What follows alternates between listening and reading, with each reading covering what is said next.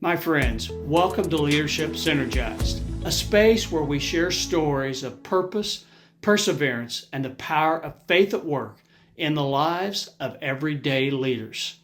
It is my profound honor to introduce this conversation, one that will reach far beyond the game of baseball and life into the heart of what it means to live with faith, to lead with love, and to carry forward a legacy shaped by loss and hope. Today's episode is a sacred one indeed. It's not just about leadership on the field, in the office, but about a father's journey through heartbreak, healing, and the unexpected grace of God revealed through the voice of a child. Our guest is Coach Rich Donnelly, a man who spent more than 5 decades in the world of baseball, coaching, leading, and mentoring at the highest levels of the game.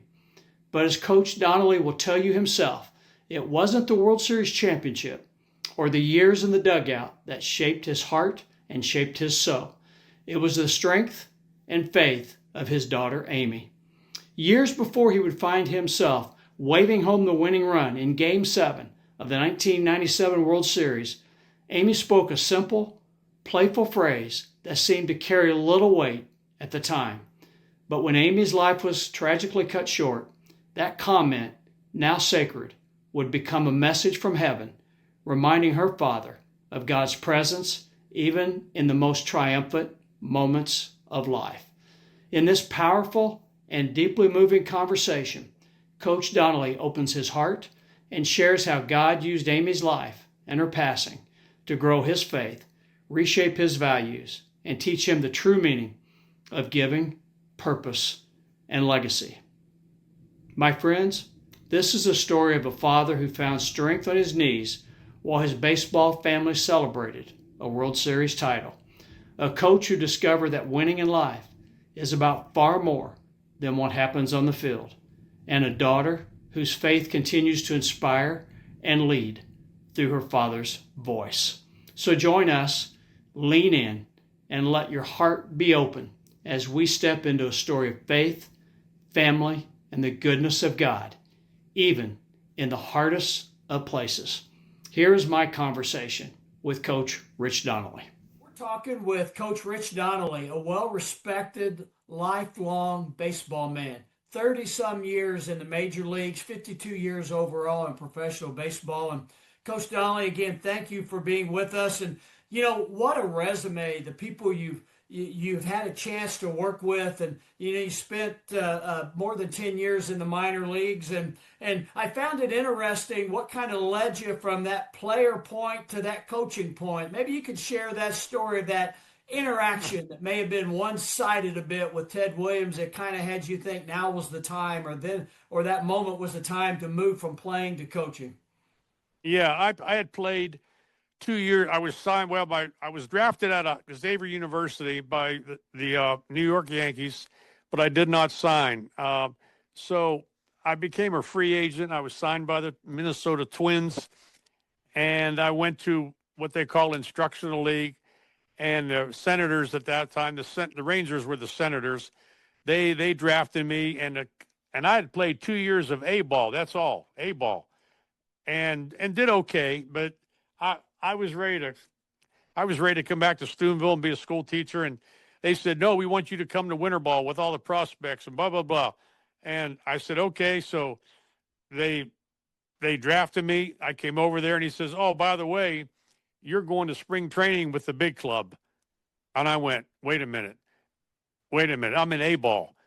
I'm going to spring training with Ted Williams, the manager of the Washington Center. Yes. Oh my Lord. I started doing push-ups and sit-ups. I think I did them the whole night to prepare myself. So I get down there, and Ted Williams is my manager, and I'm playing against big league players. I'm catching Denny McLain, Joe Coleman, my other catcher, great Paul Casanova. I mean, I'm playing with all-stars, and I can't believe it. I'm calling my dad. I said, Dad, I just played in a big league game today, exhibition game. And I'm like, I was awed. I mean, total awed. But then after a while you go, you know what? I can catch. I can play here. And the glow wore off. And now it became, hey, I can play here. So at the end of spring training, Ted Williams says, man, you can catch and throw. You can play. We're going to send you to AAA. Well, they turned out they sent me to AAA with Denver. So I go from A ball to Denver, and I'm in Denver. And I had another catcher named Rick Stelmazik from Chicago. We were good friends. And our manager, Dale Wilbur, called me in the office one night in Wichita, and he says, Rich and Rick, that phone's going to ring, and one of you guys is going to the big leagues. So the phone rang, and they took my buddy Rick. I was glad for him, but I was real disappointed, and I got mad at Ted Williams. So, and the next week, just so happened Washington was coming to Denver to play the Denver Bears, my team, in an exhibition game. And I was real unhappy with Ted Williams because he didn't call me up. So I said, I'm not even going to talk to him. So the game starts, and I'm catching. And the first guy on was Dave Nelson, who led the American League in stolen bases and became a dear friend of mine later. I threw him out. Then another guy named Lenny Randall, who was faster than lightning, I threw him out. Then I took off my mask and looked over at Ted Williams in their dugout. And I can't tell you on this broadcast what I told him, but I yelled at him, I says, you keep blanking running, and I'll throw every blank guy you got out. And then I went home that night, and I told my wife, I think I'm done with baseball. I just cussed out Ted Williams. And she said, what is wrong with you? I said, I don't know. I just snapped. So nothing happened. We go the next spring training, and they said, Rich, you're going back to Denver. But Ted Williams said they would like you to consider being a manager. And I went, he did? After what I cussed him out, they said, yeah, he liked that. He said, you got some fire in you. You'd be a good manager. So I started my managerial career in Greenville, South Carolina in 72, and I managed 10 years in the minor leagues with the Rangers, and then got my first opportunity with Pat Corrales to go to the big leagues with the Rangers in, I think, 1980. And Coach Donnelly, the minor league stadiums of that era aren't what we get today. In fact, if I recall, when you arrived, you learned that the Greenville Stadium had kind of burned down.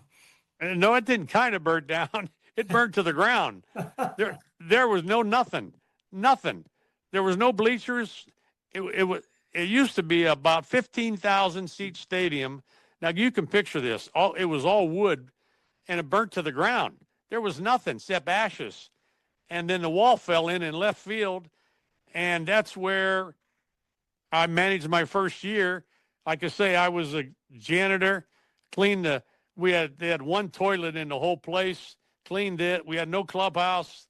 We dressed at home like a bunch of American Legion players, but our team won the second half, and I was named manager of the year in my first year.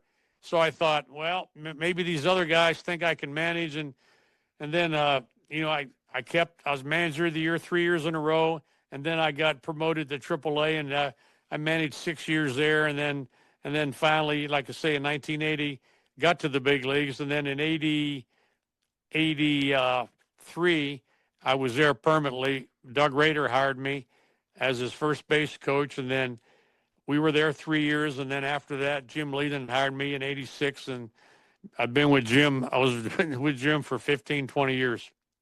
Yeah, you both became very close friends. And you actually, if I recall right, you were there during the Barry Bonds, Andy Van Slyke, Mike LaValliere, that team, Bobby Bonilla, a team, and the success that you had in the National League. Yeah, that 3-year run was unprecedented in Pirate history. We won the pennant each year. We didn't win the World Series, which we all regret, but we won 3 Eastern Division titles, and we had the best team in baseball, but we just couldn't get by those darn Atlanta Braves. Yeah, they just happened to have some pretty good teams and had some fortuitous aspects occur from time to time as well during that window, which good teams always seem to get. Right. So, Coach Donnelly, you look at your career playing and managing a lot of success, and many times individuals feel, well, that what a dream come true. But there's a number of things that get missed in how those dreams come about. Your dreams weren't fulfilled in that straight point A to B highway. There were a lot of ups and downs, and that really leads us into the segue of the book, The Chicken Runs at Midnight, by author Tom Friend. And one of the things that I know you've talked about in other interviews is just the sacrifices of time with family that occurred during your career. And during that era, a number of men and women made those type of sacrifices, whether they knew they were or not. Time they couldn't get back with family.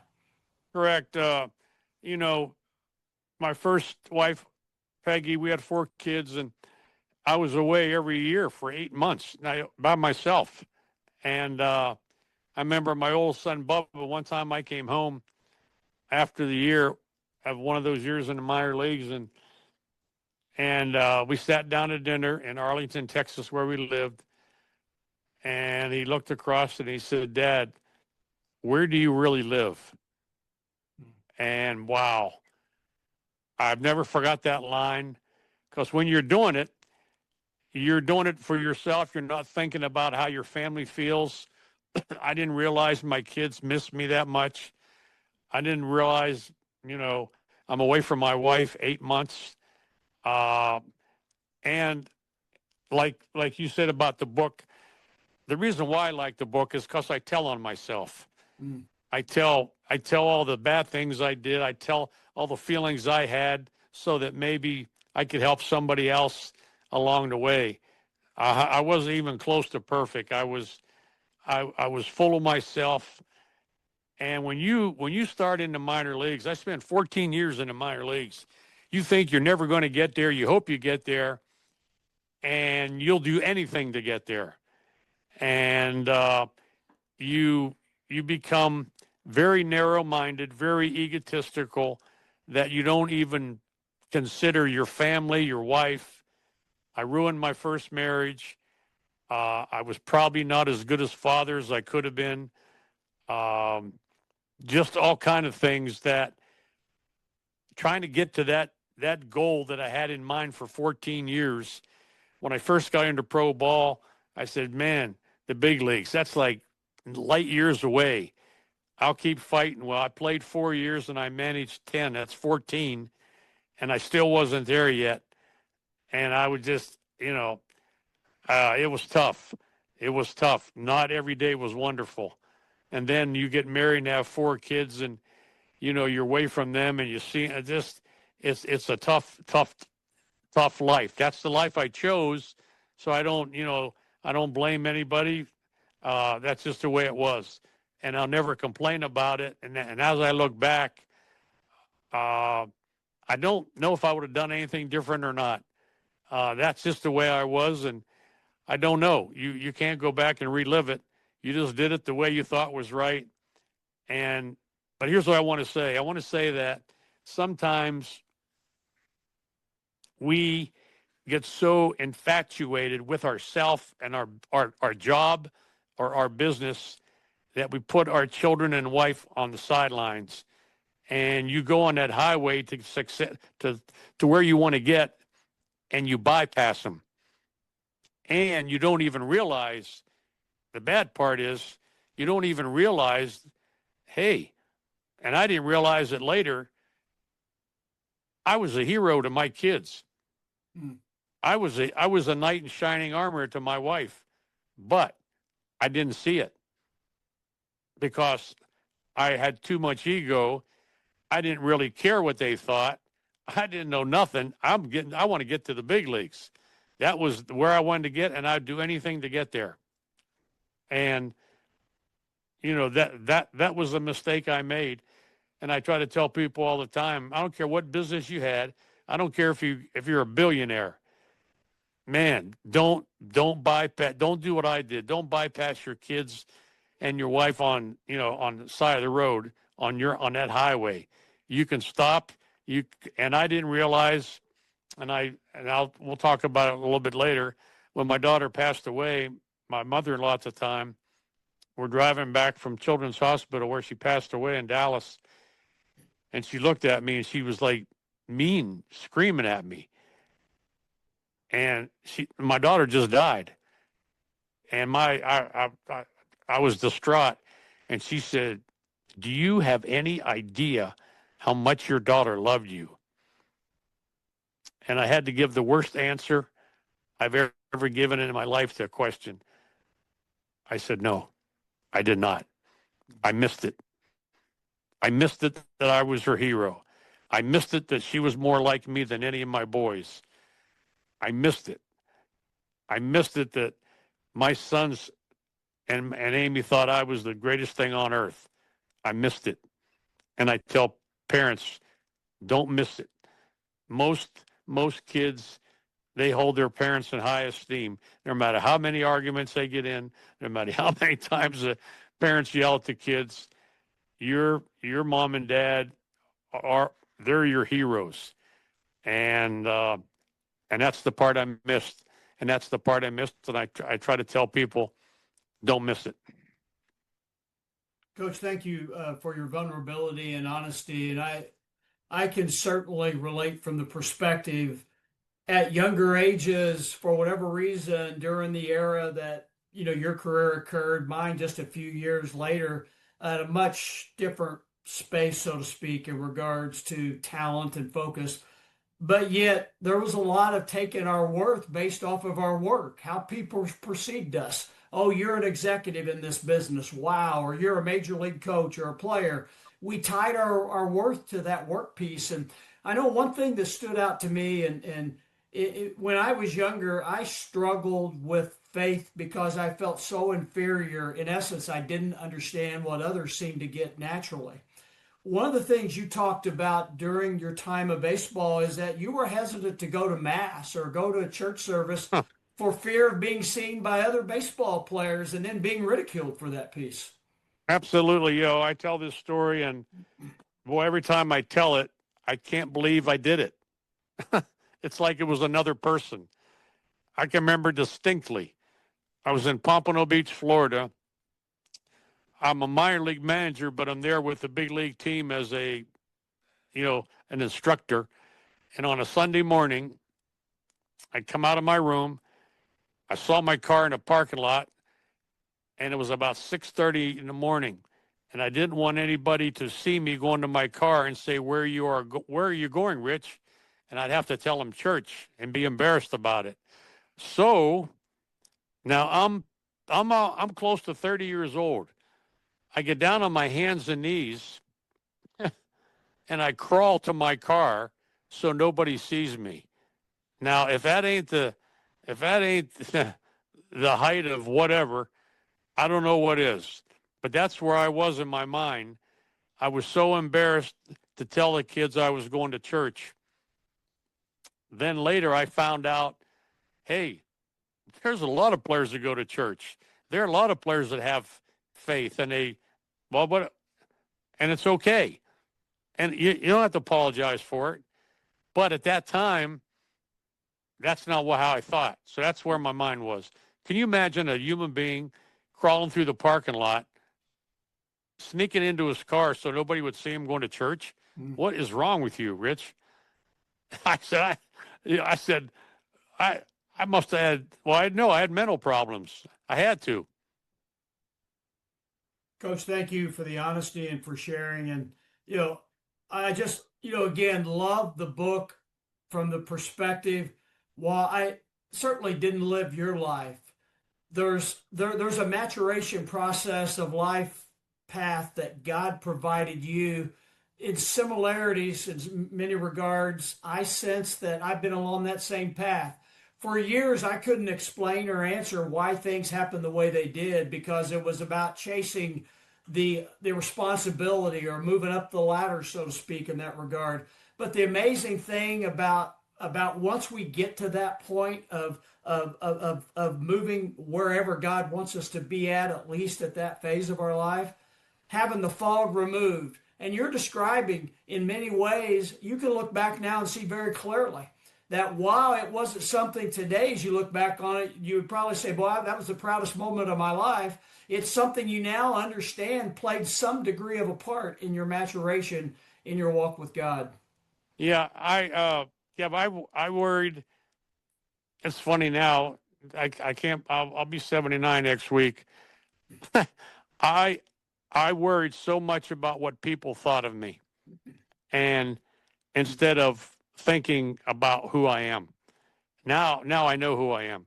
Now I walk down Main Street and now tell everybody, hey, I'm going to church. You see me? I'm going in.